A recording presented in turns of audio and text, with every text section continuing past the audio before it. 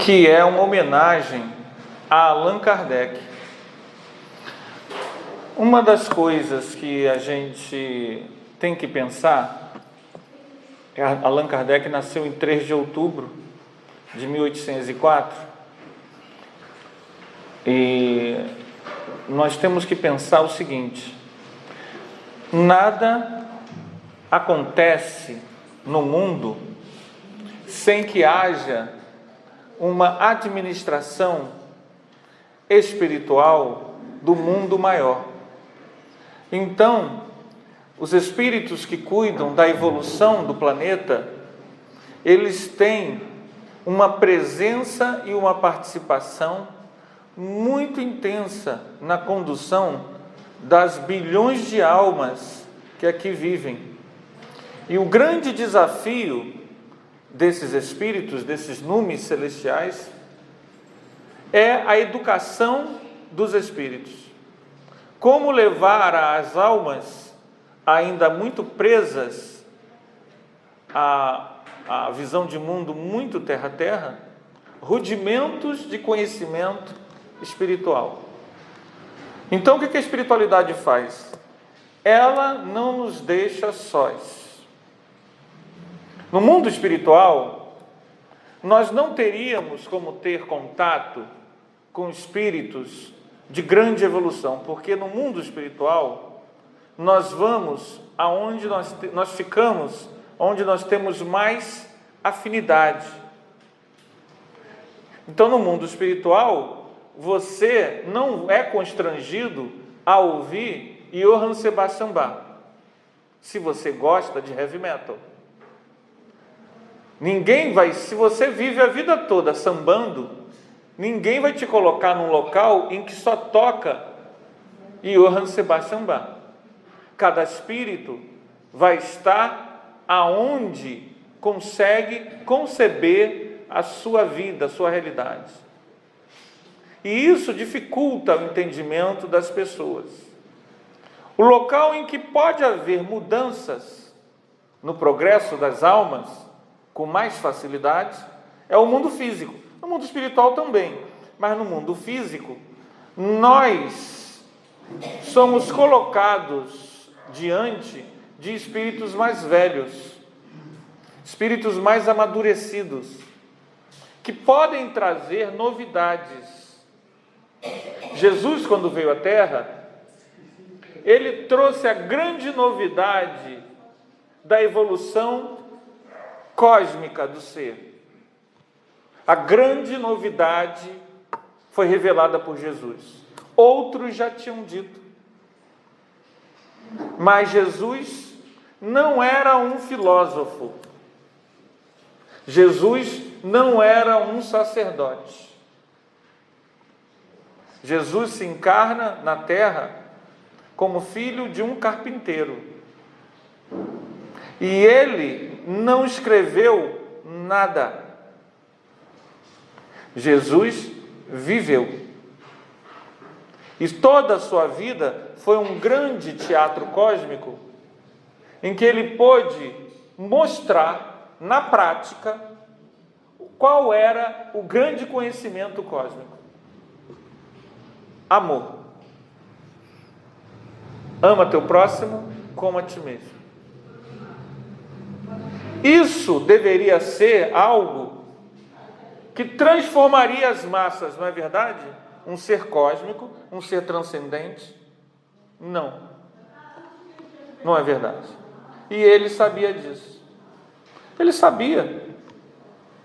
Porque essa palavra simples, amor, é uma das coisas mais desafiadoras para as almas apegadas. Então ele, antes de desencarnar, antes de partir, disse que enviaria o Consolador prometido, que na época se pensou que era as línguas de fogo do Espírito Santo, Pentecostes, mas não era, porque o Pentecostes foi uma manifestação mediúnica, em que os apóstolos falaram em línguas, tiveram um esclarecimento, tiveram uma experiência mística, mas ficou só entre eles. Jesus disse que ele clarearia, esclareceria, diria coisas que ele não pôde dizer. E ele não pôde dizer porque as pessoas não eram maduras o suficiente.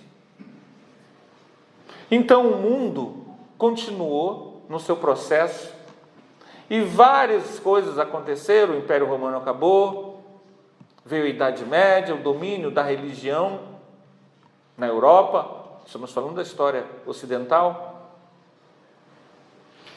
A religião não permitia nenhum conhecimento novo.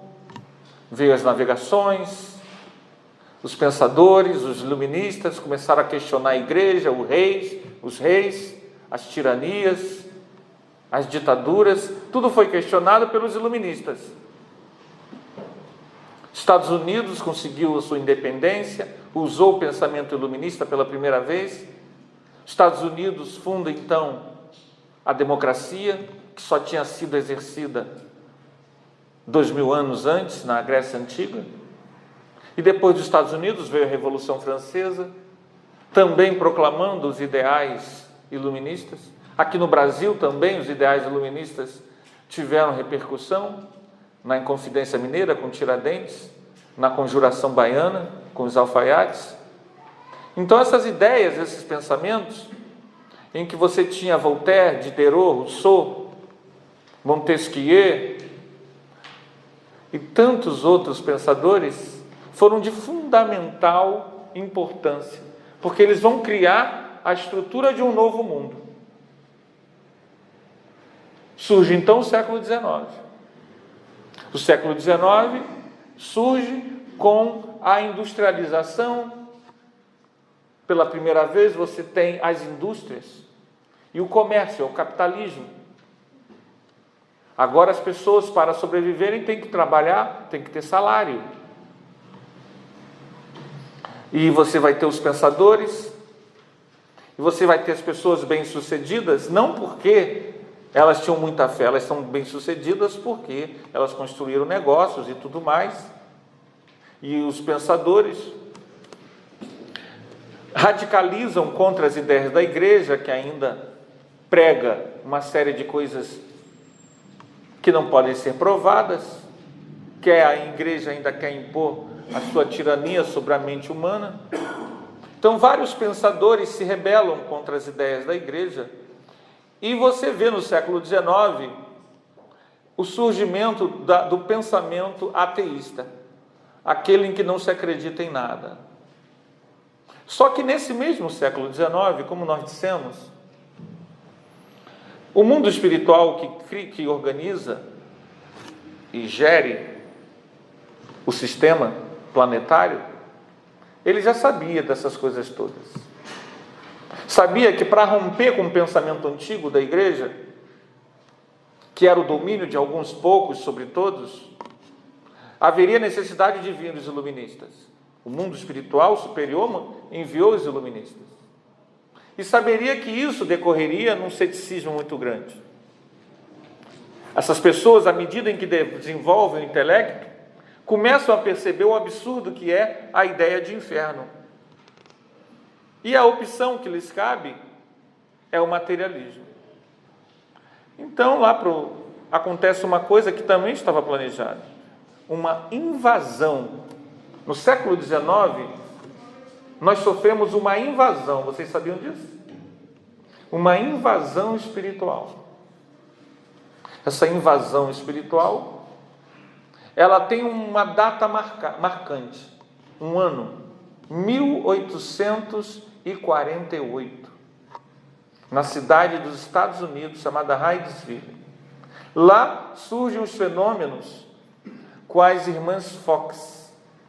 Elas começam a conversar com o Charles Rosman, um espírito. Esse espírito explica o que ele é, que ele tinha sido um mascate. Mascate eram aqueles vendedores, né? Vocês sabem que no século XIX não tinha celular, você digitar lá o que você quer comprar, né? E entrega lá o cara com a moto, o hambúrguer na tua casa. Não tinha nada disso, né? Não tinha televisão, não tinha celular.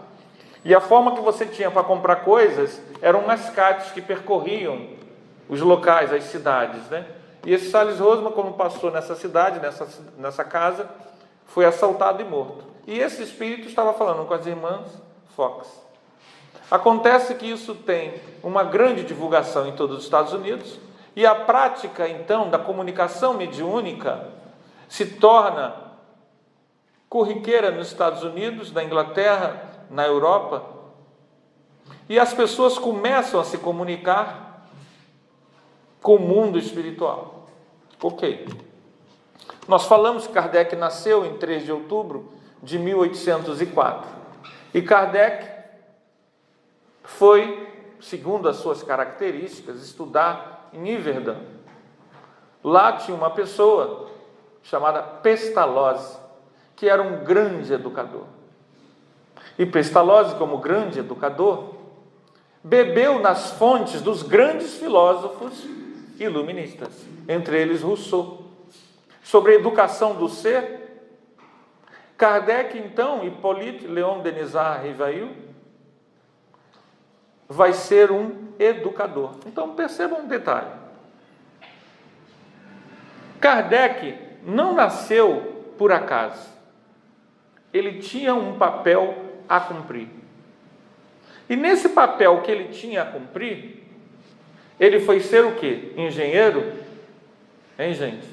Médico? Engenheiro? Artista? Ele foi ser professor. Isso já nos fala qual é a missão do Espiritismo. É a do Consolador Prometido, porque irá falar de coisas que naquela época, 2000 anos atrás, não poderiam ser ditas. E vai falar não num sentido místico, esotérico, num sentido ritualístico, mas no sentido de educação das almas. Somos pessoas, habitantes desse mundo, ainda entre a barbárie e a humanidade. A espiritualidade sabe disso. E ela pacientemente nos educa. Por isso esse espírito de Skoll, quando vem à Terra, ele vai estudar entre os grandes pensadores da educação e vai se tornar um professor. E como professor, é a sua profissão, ele funda colégio, escreve livros. E outra coisa que Kardec tinha era uma visão de que havia necessidade de algum conhecimento para além das pessoas. A educação formal é muito limitada. Ele tinha essa inquietação. E aí ele foi estudar tudo. Outro dia eu estava vendo uma oradora espírita, e ela fez filosofia, medicina, não sei o quê. Essas almas que conseguem fazer várias faculdades, quer saber tudo. Kardec era assim. Então Kardec, ele estudou zoologia, ele estudou botânica, ele estudou a própria língua dele. Kardec, vamos colar aqui um pouco. Ele sabia falar inglês, francês, holandês, alemão. A gente aqui mal sabe falar o português, não é não, gente? Italiano, espanhol. Isso porque ele era um inquieto. E ele foi estudar o magnetismo. Desde 17, 18 anos, Kardec foi estudar o magnetismo. Ele era um magnetizador. Quando falaram para Kardec que as mesas falavam, ele questionou isso, ele não aceitou essa informação. Ele falou assim: se você me disser que mesa tem cérebro, eu vou te dizer que mesa fala. Agora, a mesa tem cérebro, gente? Mesa tem sistema nervoso? Então, mesa não fala. Vocês vejam como Kardec tinha uma visão lógica das coisas. Antes de falarmos desse encontro de Kardec com as mesas girantes, seria interessante a gente falar da família Boudin. A família Boudin vivia numa ilha que pertence à França, e eles viviam lá tranquilamente, e eles lá nessa ilha, eles faziam reuniões mediúnicas familiares, como era de praxe na época. Vários grupos mediúnicos surgiram. Nos Estados Unidos surgiu uma igreja, novo espiritualismo, New Spiritualism, várias igrejas que existem até hoje, igrejas ligadas a Andrew Jackson Davis, a Swedenborg, isso tudo existe, igrejas mediúnicas. Então essa família Boudin, elas tinham um guia espiritual, era um espírito que brincava muito com eles, era um espírito familiar, o nome dele era Zéfiro, e Zéfiro já tinha dado provas não só da sua alegria, como também da sua sabedoria. E Zéfiro, através das filhas Boudin, falou para o senhor Boudin que eles iriam se mudar daqui a alguns anos para Paris, e lá em Paris eles iam conhecer uma grande alma que estava à frente de um grande trabalho de renovação do mundo. E eles, quando viram Zéfiro falar essas coisas, o que eles pensavam? É Zéfiro brincando com a gente, eu vou sair daqui nada. E ele falou: fomos amigos nas Galhas, nos tempos dos celtas, ele foi um sacerdote druida, meu grande amigo. O que eu estou querendo dizer com isso? Percebem? Eles estão lá nas Ilhas Reunião, no protetorado da França, isso alguns anos antes. O que Zéfiro está falando? Kardec não conheceu o fenômeno ainda das mesas girantes, não aconteceu ainda. O que o Zéfiro está dizendo para a gente? Está tudo combinado. Kardec não foi uma pessoa, Kardec, que por acaso, não. O mundo espiritual já sabia. As coisas já estavam determinadas antes do renascimento dele. É todo um processo muito organizado. E o que acontece? Passam-se 2, 3 anos, a família Boudin perde seus negócios na Ilha Reunião e é obrigada a sair de lá. E ela vai morar onde? Aonde, gente, ela vai morar? Paris. E continuam fazendo reunião mediúnica. Até que num belo dia, eis que um grande educador, renomado, Kardec já a essa altura começou a frequentar reuniões mediúnicas, se torna um curioso do assunto, e quando ele está lá na reunião, ele adentra essa nova reunião da família Boudin, Zéfiro se manifesta por uma das filhas e diz: eis aí aquele de quem eu lhes avisei, eis o meu grande amigo, que naquela época, tinha o nome de... Qual era o nome que ele tinha nas Galhas, gente, no tempo dos druidas? Allan Kardec. Então vocês percebam que Kardec foi escolhido a dedo. Já se sabia. Kardec traz consigo uma inquietação, uma busca. Dão a ele vários cadernos mediúnicos e ele começa a pesquisar aquilo. Ele percebe o seguinte: vocês já ouviram falar daquela brincadeira do copo? Já ouviram falar, gente?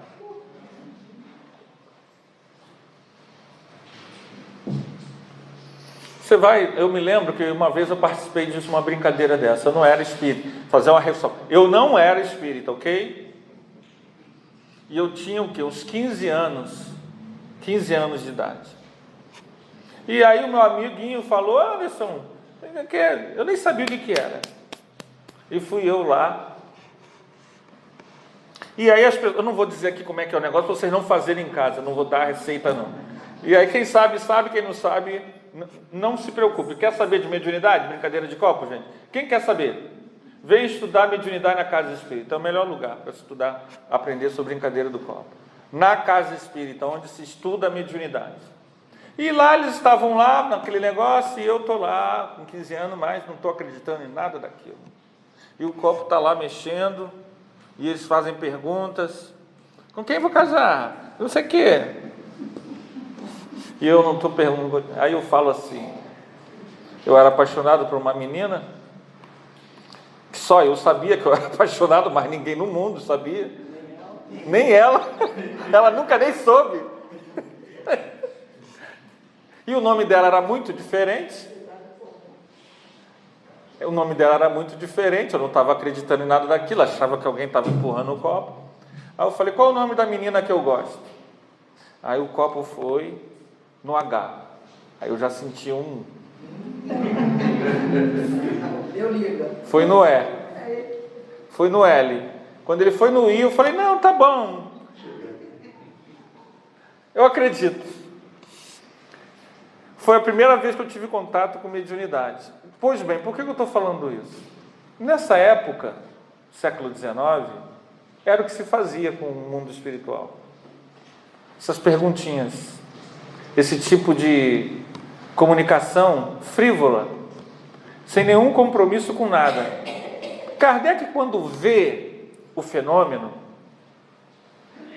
ele percebe uma coisa que, por exemplo, eu lá com 14, 15 anos, não parei para pensar em nada disso. Se isso daí são espíritos, se as pessoas sobrevivem após a morte, isso Kardec, nós estamos diante de uma grande revelação. Percebem a visão? Ele percebe a grandiosidade da coisa. E ele começa então a trabalhar, a coletar. E ele, engraçado, que ele inicia essa pesquisa, ele não inicia essa pesquisa pensando em lançar livro, não. A inquietação dele não visava nenhum tipo de divulgação. Era uma coisa que ele começou a estudar, a pesquisar, a questionar os espíritos, fazia perguntas. E aí ele começa a perceber que aquilo ali era algo completamente novo. Nunca na história da humanidade nós tivemos informações como aquela. Ele percebeu uma coisa, gente, que é fundamental. Ele mudou. A visão de mundo dele se tornou espiritualizada. Ele se tornou mais otimista, mais feliz. Ele percebeu que era imortal. E aí sim, ele tem aquela ideia. Qual é a ideia que ele tem? Se fez bem para mim, será que não fará bem a outras pessoas? Percebem? E aí ele se lança no trabalho. Os espíritos vão falar com ele. Olha só o que os espíritos vão falar para ele ao longo desse processo, né, gente? Aqui no livro Obras Póstumas, na segunda parte, Minha Missão.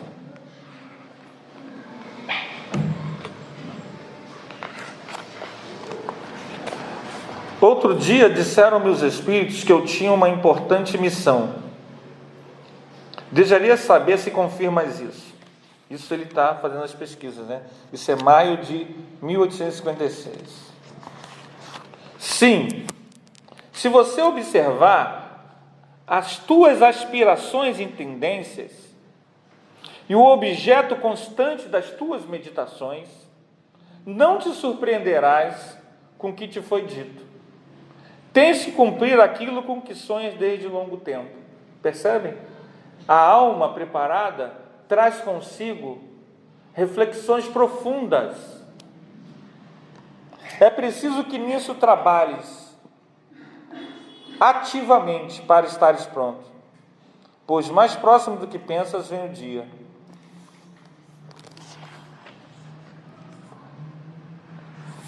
Os espíritos vão dizer para ele que ele vai sofrer, que ele vai ter a vida dele encurtada, que ele vai ser traído. Opa, o que eu estou querendo dizer com isso? Você está há 10 anos dando passe na casa espírita, e aí cai doente. Aí, eu trabalho 10 anos dando passe, agora eu caio doente, como a vida é injusta. Você trabalha 20 anos na desobsessão, aí sua mulher te deixa, vai embora. Como é que pode os espíritos deixar isso acontecer? Eu não sou feliz, por quê? Estão entendendo, gente? O nosso nível? Não, aquele centro é fraco, não resolve meus problemas. Os espíritos estão falando para Kardec que ele vai ter apurrinhação, dor de cabeça, traição. A vida dele vai ser encurtada. O que eles estão dizendo? Hein, gente? O que eles estão dizendo? Que não vai ter facilidade, que as coisas não serão simples e fáceis, que o caminho espiritual exige dedicação. Nós não nos tornamos espíritas para brincarmos de viver. O desafio do conhecimento espírita, vejam bem, esse conhecimento, ele é só uma coisa, ele vem dizer para a gente o seguinte: existe vida após a morte. Ninguém aqui morre. E que nós já vivemos muitas vidas. E que tudo que a gente semeia, a gente colhe. O que isso significa? Significa a morte da visão materialista da vida, e não uma promessa. Porque eles dizem outras coisas. Existe a lei de progresso. O que é a lei de progresso, gente? O que é a lei de progresso? É a lei de evolução. Lei de evolução. Se você não perdoa alguém, você pode perdoar. Se você fuma, você pode deixar de fumar. Se você é alcoólatra, você pode deixar de ser alcoólatra, mas vai ter que se esforçar. Entenderam a última parte? Você, todos nós, todo ser humano progride, mas não respirando. A gente queria, né? Só respirar que a gente evoluía, não é isso, gente? Fala a verdade, não é? Não é não? Seria mais simples? Por exemplo, você quer emagrecer 20 quilos, aí você se inscreve na academia, mas você não vai. Você fica em casa o dia inteiro vendo TV, assistindo Netflix. Não seria bom se a gente emagrecesse assim? Só você se inscreveu, é aluno. Não seria? É assim que acontece? Você vai emagrecer? Ou vai engordar mais, gente? Não é isso? A lei de progresso fala isso pra gente. Por isso que os espíritos não dosaram as palavras para Kardec. Não é grandiosa a revelação que eles deram a ele? Então eles não enganaram. Não há na doutrina espírita o interesse de enganar ninguém. Nós ou nos desapegamos ou não nos desapegamos. Quando o ente querido parte e você não se desapegou, você entra em depressão. Ué, mas você é espírita há tanto tempo, você trabalhou isso? Você trabalhou isso? Não. Então o que acontece, gente? Por ser espírita, eu vou ficar desapegado? Estão entendendo? A doutrina espírita não vai te prometer, olha só, você se tornou espírita, agora você só precisa ficar aqui respirando na casa espírita, e quando desencarnar, você já vai para os páramos celestiais. É isso? Não deixa de tomar passe nem beber água. É necessário esforço. Por isso que a doutrina espírita, ela é uma doutrina de educação. Por isso Kardec, quando fez o Livro dos Espíritos, me empresta, tem algum livro dos Espíritos aqui em cima? É só para mostrar para vocês uma coisa. O Livro dos Espíritos, vocês conhecem o Livro dos Espíritos, não conhecem, gente? Não precisa nem mostrar. É todo feito em perguntas e respostas. Isso facilita muito o entendimento. Isso é obra de um educador que está preocupado em mostrar para as pessoas as coisas, como aquele comediante falava, né? Nos seus mínimos detalhes. Você não deve lembrar disso, não? A primeira coisa que ele também se preocupa, por exemplo, eu falei do new espiritualismo. Então, lá nos Estados Unidos, na Inglaterra, você tem igrejas mediúnicas. Não é espiritismo. Né? Tem a obra do Arthur Conan Doyle, A História do Espiritismo. Eu acho que agora a Federação Espírita Brasileira também traduziu. Não é a história do espiritismo. É a história do New Espiritualismo.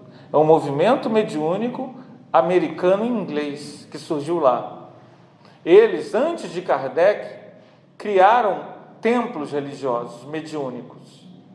Antes de Kardec, criaram várias revistas falando de sobrevivência, de comunicação mediúnica. Mas aquilo, apesar de ser algo nobre, que faz parte da invasão espiritual, tem uma diferença. Vocês sabem qual é a diferença? Tem ideia? Qual a diferença do new espiritualismo do espiritismo francês? Hein? Não, lá tinha mediunidade. Oi? Não, também se fala lá. Tem algumas diferenças, mas tem uma que é fundamental. Seria a reencarnação. Reencarnação. Reencarnação. Os europeus eram, no século XIX, conquistadores do mundo. Eles eram imperialistas. França e Inglaterra disputavam o mundo, dividiam a África, a Ásia. Eles não aceitavam a ideia, a possibilidade de reencarnação. Eu reencarnar como um indiano, eu reencarnar como um africano, isso é muito sério, gente. Isso chama-se, nas ciências humanas, de Zeitgeist. É o espírito da época. O espírito da época, o pensamento comum do europeu era de supremacia racial. A ideia de reencarnação foi fortemente rejeitada no new espiritualismo. Mediunidade eles tinham, conhecem muito. O new espiritualismo se especializou numa coisa que nós hoje, nós quase não temos, que a gente só tem assim mais conhecido com Chico Xavier, que é aquela coisa da identificação. Vocês já devem ter visto o filme americano. Tem alguém aqui de nome Nora? Já viram isso? Isso é o new espiritualismo, é a mediunidade dele. Eles são muito bons nisso. Esse livro aqui, que me ajudou, do doutor Flávio Távora, que é um major, um tenente-coronel, ele conheceu o new espiritualismo E quando ele foi lá, eles identificaram ao lado dele, antes dele ir para a Inglaterra estudar, na Royal Air Force, né? O Chico Xavier falou que André Luiz e Humberto de Campos iriam com ele.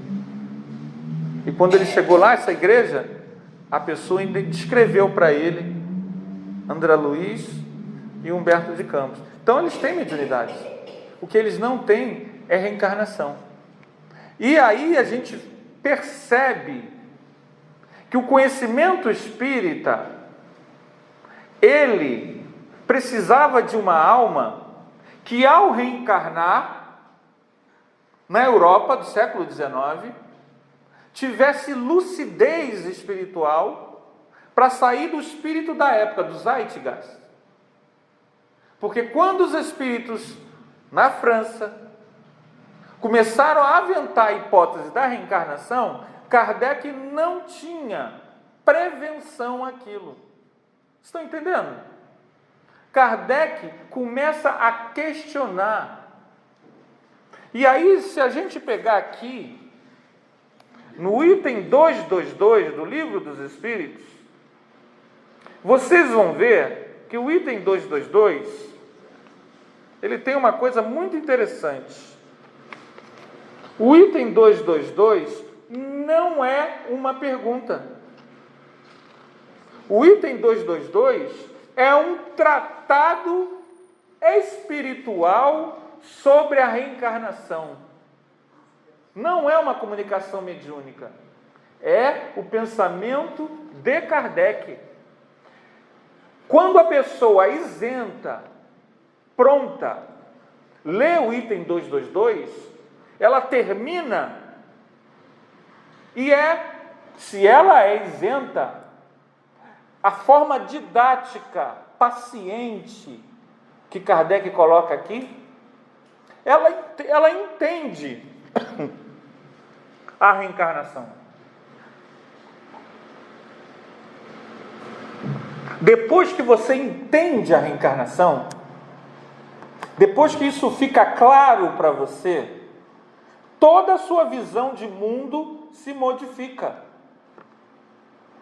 Você começa a entender por que Kardec percebe a grandiosidade do que é a doutrina espírita. A gente percebe que não é o fenômeno. Você vê os espíritos ali, aqueles irmãos ali que estão passando ali de branco. Ali, aquelas crianças ali correndo. Olha aquele ali, aquele irmão de turbante. Estou inventando, tá, gente? Não estou vendo nada. Isso é o que eu gostaria de ver. Há 50 anos que eu estou gostando de ver, não deixo. Mas veja bem, os espíritos estão aqui. E isso nunca ficou às claras. A gente já reencarnou milhares de vezes e a gente não sabia. Era um bloqueio. A doutrina espírita veio trazer essa realidade. Ele percebeu isso. Não era uma religião. Quando lá os nossos irmãos do norte criam igrejas, não era isso. É muito mais do que uma religião.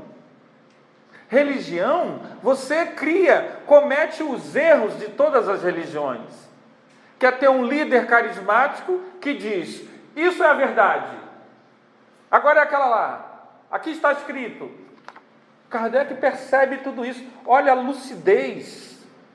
Ele vai dizer, o conhecimento espírita nunca será ultrapassado, porque ele caminha com a ciência. Não é um templo religioso, não é um livro sagrado. Uma amiga nossa, muitos anos atrás, ela era católica, morava lá em Oswaldo Cruz, e ela vai no Arautos pelo seguinte fato, ela estudava medicina, hoje ela é médica, né? Falei muitos anos atrás. Ela estudava medicina e ela começou a se ver no teto. Ela viu o corpo dela lá na cama e ela no teto. E ela começava a gritar e voltava para o corpo. E na medicina diziam que, eu não sei dizer o nome, tá? vou falar aqui, mas não sei o nome que dava. Dava que era tipo uma dissociação psiquiátrica da personalidade. E ela não tinha problema, ela não se sentia com distúrbio psiquiátrico. Então ela vai para o Arautos. E lá ela descobre que isso se chama desdobramento. Ela descobre que todos nós, quando dormimos, saímos do corpo. Que nós temos um corpo espiritual. Ela tinha visto o corpo espiritual. Por que ela viu o corpo espiritual? Porque isso é uma verdade. Dr. Robert Monroe, um americano que investigou a saída do corpo, ele não tem religião nenhuma. Lá nos Estados Unidos, ele começou a sair do corpo e ver espíritos. Por que ele viu espíritos? Ele nunca ouviu falar de Allan Kardec. Ele morreu sem conhecer Allan Kardec. Por que ele viu espíritos quando ele saiu do corpo? Porque isso é uma verdade. A doutrina espírita não é um livro.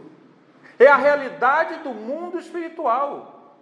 Por isso, quando Kardec, no item 222, vai falar da reencarnação, ele está fazendo os maiores esclarecimentos que essa humanidade já teve. Nós somos espíritos que reencarnam.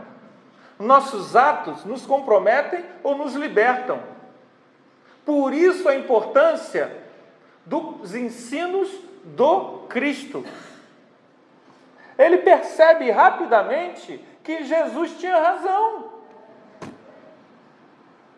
É o amor que liberta. Ele percebe rapidamente que no Evangelho está traduzido um código de conduta em que a não violência, o perdão, o amparo, o socorro são a razão de ser da felicidade humana. E o que a psicologia diz hoje? O que a psicologia diz hoje, gente?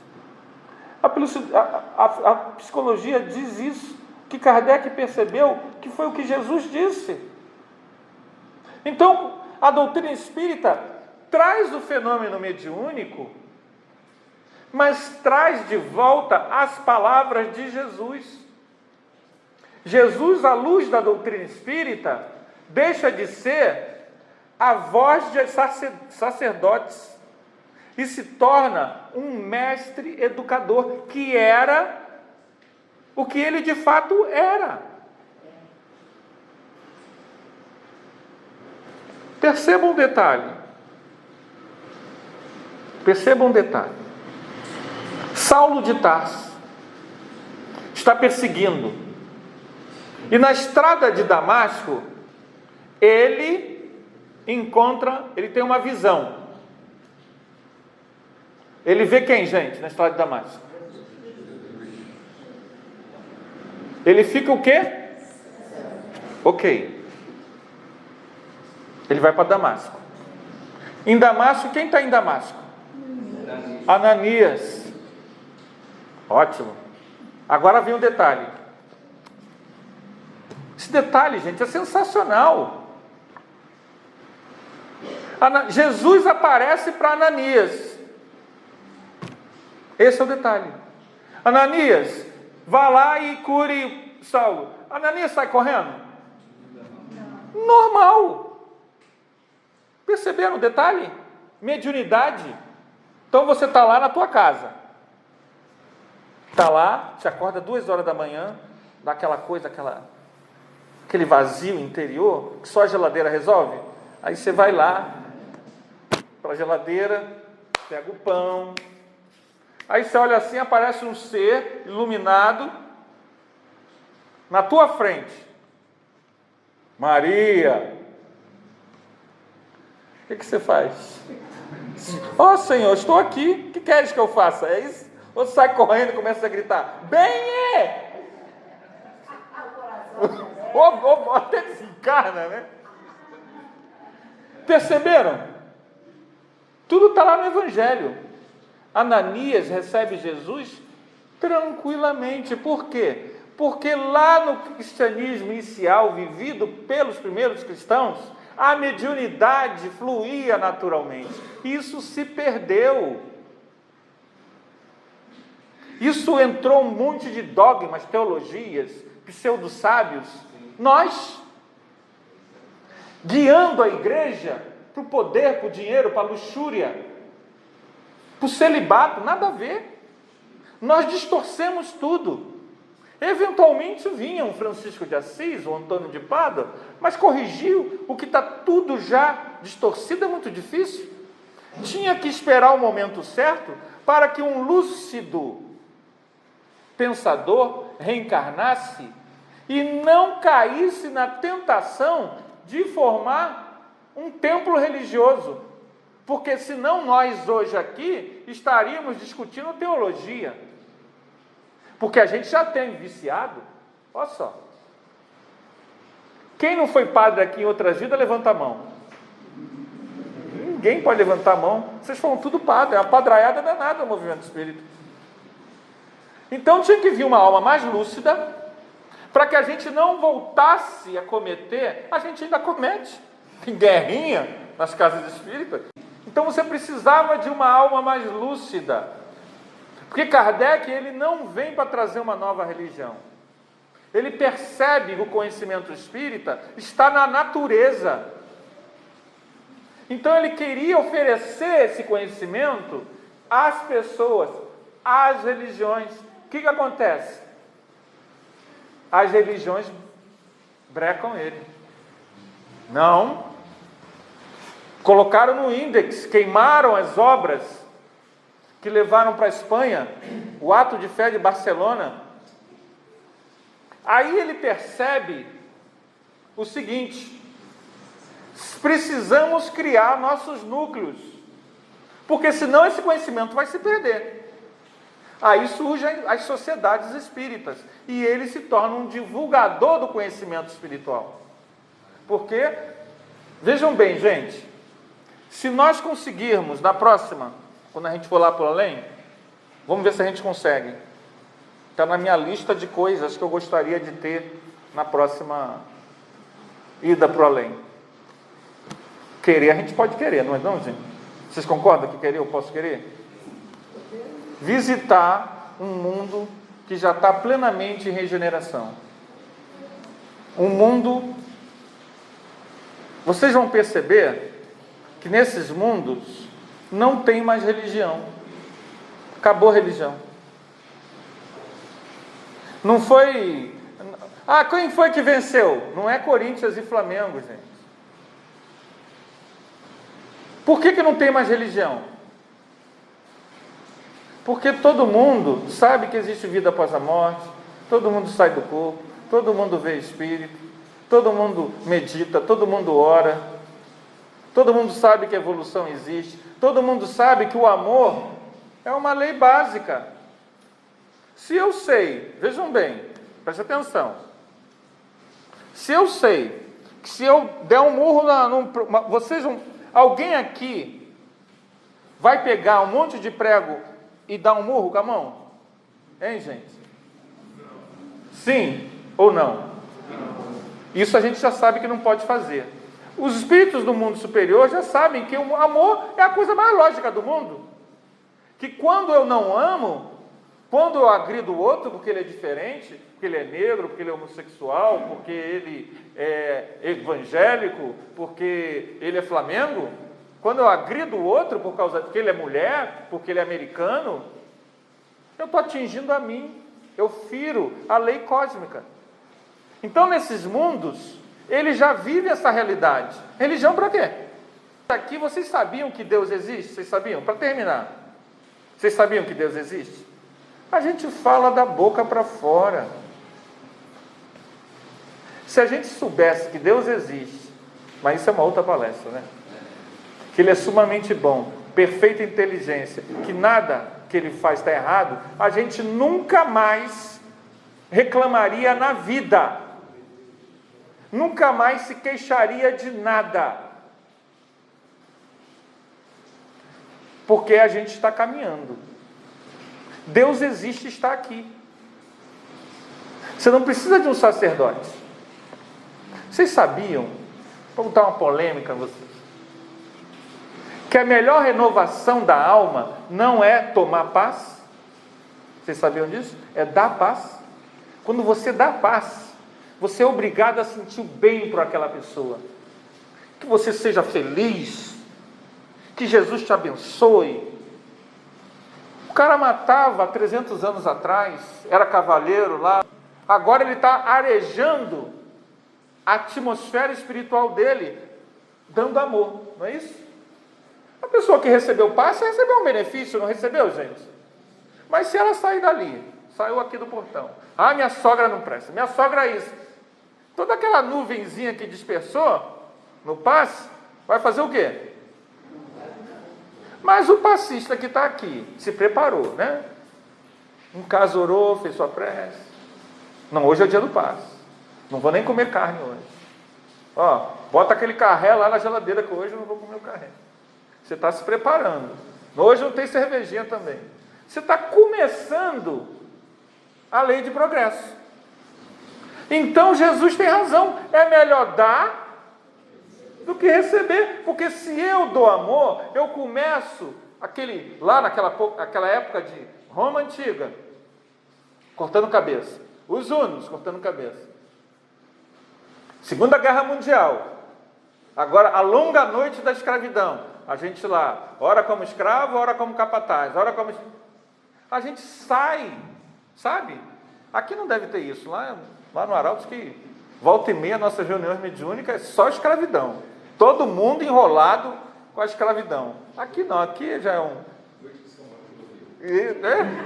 Noite de São Bartolomeu. Nem vou ficar desfilando para não baixar o padrão, né? Então temos o passo daqui a pouco. Então vocês vejam, aí a gente vem aqui, a gente estava ontem, gente, anteontem a gente estava lá no umbral, tirando férias, né? Não, na verdade, a gente está sempre lá, né? Vários séculos lá. Agora a gente está aqui. Então, Jesus tinha razão. Kardec percebe isso. E ele não diz, eu não criei nada. A doutrina espírita é uma lei cósmica. Gente, percebam bem, nunca houve isso na história do planeta. Eu estudo religiões, nunca houve. Ninguém falou isso, nunca. Kardec que trouxe esse conhecimento. A gente fala essas coisas aqui, estuda isso, pensa que é assim fácil. Não é. Então, gente, que nós possamos, ao pensar nesse homem, nessa grande alma, os hindus chamam de Mahatma, né? Os grandes seres, esse grande ser que reencarnou, que trouxe conhecimento espírita para nós, com muita gratidão. Que nós possamos refletir o conhecimento espírita nas nossas vidas. Que Jesus, o nosso mestre, abençoe Kardec onde quer que esteja. Que ele receba o nosso muito obrigado, Kardec. Graças a teu trabalho, tua abnegação e tua renúncia, nós podemos começar o nosso caminho de redenção. Que Jesus te abençoe, Kardec, onde quer que esteja. Muito obrigado, meus irmãos, pela oportunidade de falar do nosso codificador. Nós é que te agradecemos, Anderson, por termos trazido essas reflexões que nós vamos levar e, durante toda a semana, ficar pensando a respeito, né, desse assunto que tanto bem nos faz, né?